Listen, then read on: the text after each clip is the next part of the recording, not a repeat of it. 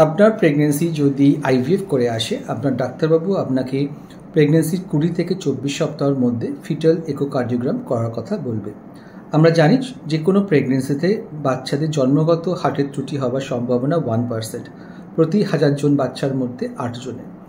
IVF প্রেগনেন্সিতে এই রিস্কটা সামান্য একটু বাড়ে, এটা 2% হয়, এবং টুইন প্রেগনেন্সি যদি আসে আইভিএফ করে এই রিস্কটা আরেকটু বাড়ে, কিন্তু অ্যাবসলিউট রিস্ক খুব বেশি নয়।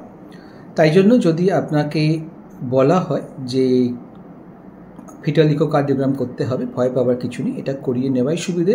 তাহলে আমরা আগে থেকে বুঝতে পারবো যে প্রেগনেন্সিতে কোনোরকমভাবে কোনো এক্সট্রা প্ল্যান কিছু করতে হবে কি না। আপনার প্রেগনেন্সি যদি নিজের ডিম্বাণু দিয়ে অথবা ডোনার ডিম্বাণু দিয়ে হয়, নিজের হাজব্যান্ডের স্পার্ম দিয়ে অথবা ডোনার স্পার্ম দিয়ে হয়, ফ্রেশ এমব্রিও ট্রান্সফার বা ফ্রোজেন এমব্রিও ট্রান্সফার হয়, T3 বা ব্লাস্টোসিস্ট এমব্রিও ট্রান্সফার হয়, যাই হোক না কেন এই রিস্কটা একই থাকে, এগুলো পাল্টায় না। তাই জন্য আমরা বলি যে আইভিএফ প্রেগনেন্সি হলে ফিটাল ইকোকার্ডিওগ্রাম করিয়ে নেওয়াই ভালো। ধন্যবাদ।